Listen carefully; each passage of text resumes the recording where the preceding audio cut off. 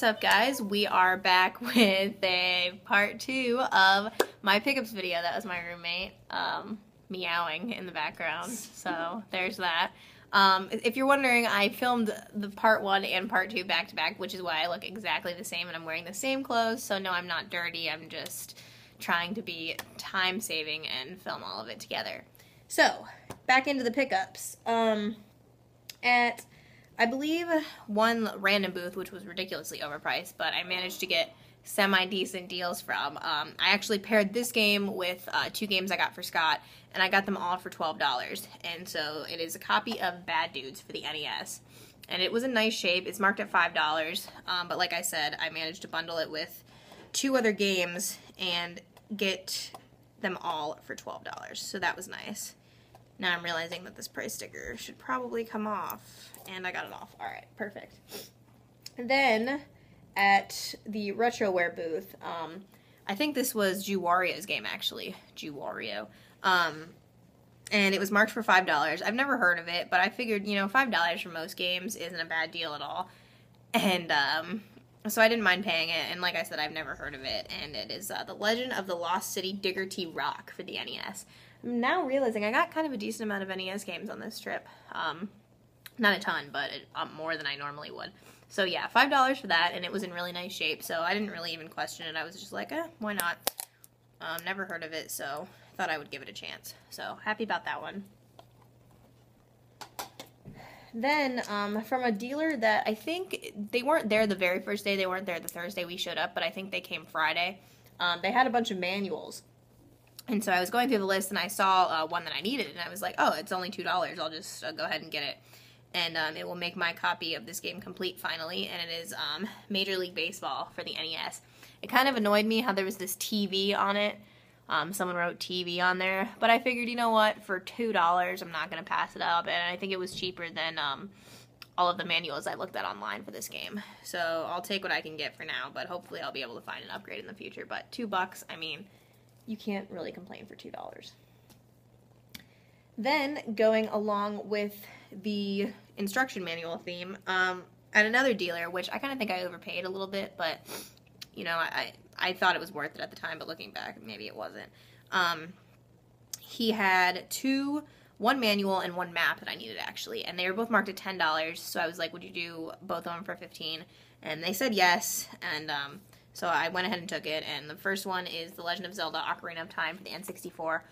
This completes my copy of the Collector's Edition with the gold cart. I still need to get a boxed version of the regular cart, but now I have a complete version of the Collector's Edition with this manual, and it was in good shape, so I figured, why not?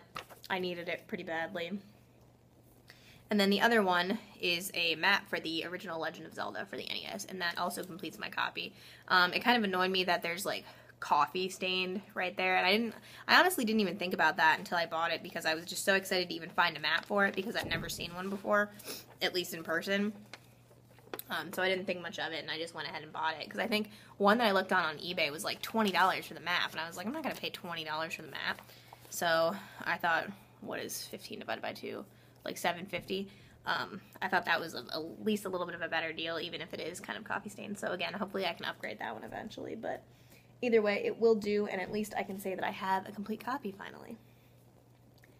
Alright, then this game I was also really excited about. Again, this was at the Retroware booth. I'm not totally sure whose game this was. I think it might have been the owner of Retroware, but again, I'm not totally positive, and Scott actually paired this game with, I think, a couple things for himself, and managed to get this one for $15, which I thought was great, and I'm a big fan of this series, so I was very happy to get this game, and it is Alex Kidd High Tech World for the Sega Master System, and this is my second Sega Master System game, and it's in good shape. The card is nice. The only problem that I noticed was that on the back of the manual it has some freaking kid's like phone number, although he claims it's like a Ghostbuster code, whatever, I don't know. But other than that, the manual is good.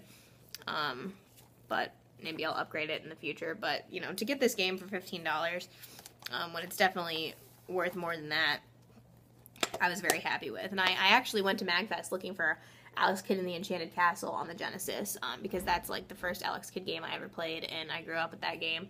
but unfortunately I don't have my copy anymore. So I was hoping to find another one, but I didn't find one there. I looked really hard.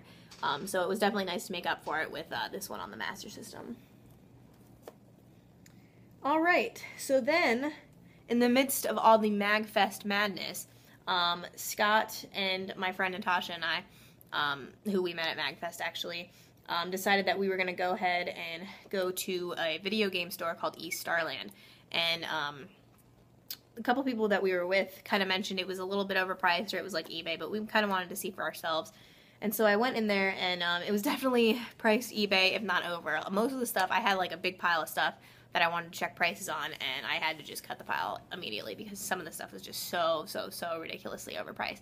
But I managed to get 2 games, one for I think less than what it's worth, hopefully, and then one for a little bit more than what it's worth, but I wanted the game, so I thought that it was worth it. The first one I have is Fur Fighters for the Sega Dreamcast. I wanted to get some more Dreamcast games because I don't have that many, and I really do love the system. And I thought this game looked cool. I think I paid $15 for it. Which, you know, is a little bit more than I would normally pay for any game, really, but, you know, it looked fun, and it's nice to have another Dreamcast game to the collection, so $15 on that one. And then this game was on my Saturn wanted list, and it's not anything special, or, you know, it's not crazy expensive, but I always thought it looked really fun and looked really cool, and I think this game is normally like a $10 to $15 game, and I got it for, I think, $17, which, like I said, wasn't the best deal, but I did want the game. I haven't seen it out in the wild anywhere, and I didn't really want to order it from eBay, so the fact that I saw it in person, I just went ahead and got it, and it's Virtua Fighter Kids. And doesn't this game just look so, like, corny and cheesy and funny? But yeah, like I said, I wanted it for a while, so I figured why not bite the bullet on it and just go ahead and pick it up. So out of all the games that I had in my hand that I wanted to get at that store, these are the only 2 I ended up coming away with. But, I mean, I was more than happy with it. I didn't want to spend all my money. Alright. I also want to apologize for not having a vlog. I said that I was going to do a vlog, but then I kind of just got caught up in all of the craziness that is Magfest, and I really just wanted to enjoy my time. I kind of forgot all about filming. So I'm really sorry, but hopefully next convention I will have some good footage for you guys. Alright. So then the next day, I think it was after we went to eStarland, Scott and I, being the scumbags that we are, were like, oh, we gotta go to GameStop because there's a couple games there that we needed. And he picked up a game for himself, and I went there with the intention of picking up one game and actually found another one that I needed, so it worked out perfectly. But the game I went there for was a copy of Madden 13 for the Wii.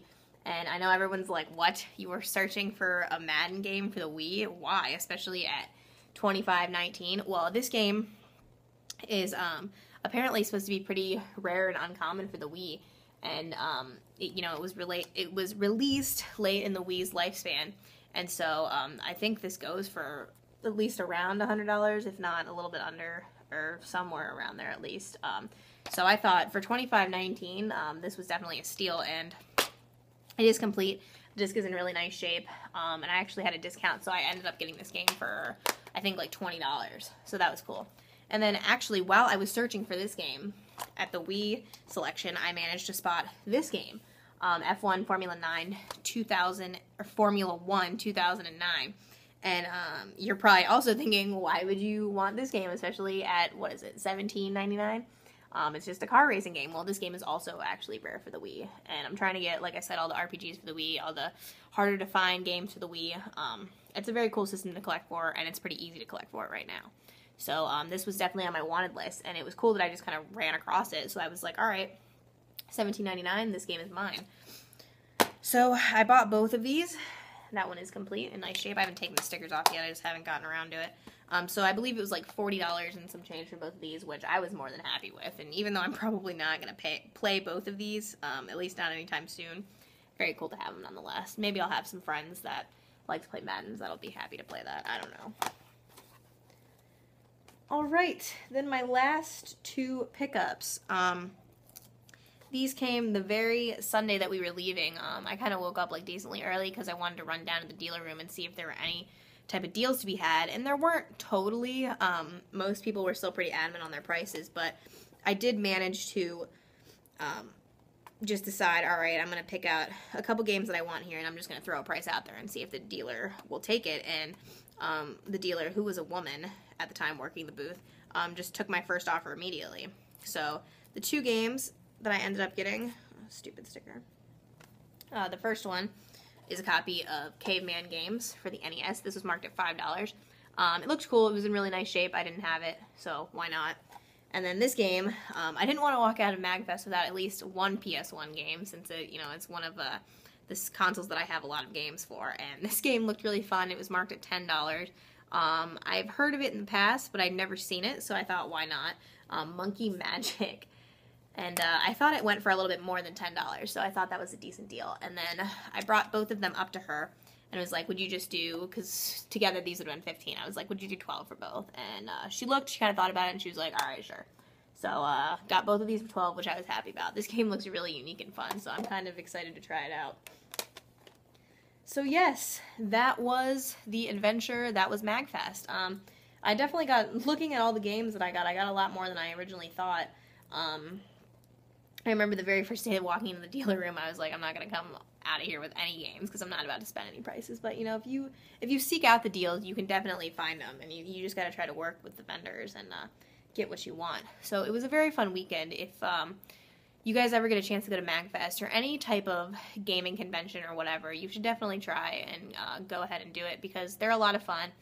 Like I said in my previous video, it's not always about the deals that you can get or the games. It's just about the experience, and it was an awesome experience, especially now that I have to go back into the world of school and work and tennis and all that shit. So, yeah, that's probably going to be my last pickup video for a little while. I have to kind of save some money for textbooks, so that's going to suck. So there will be some rant videos coming out soon, hopefully, so go ahead and look out for that. Like, subscribe, and comment on the video, and take care, guys.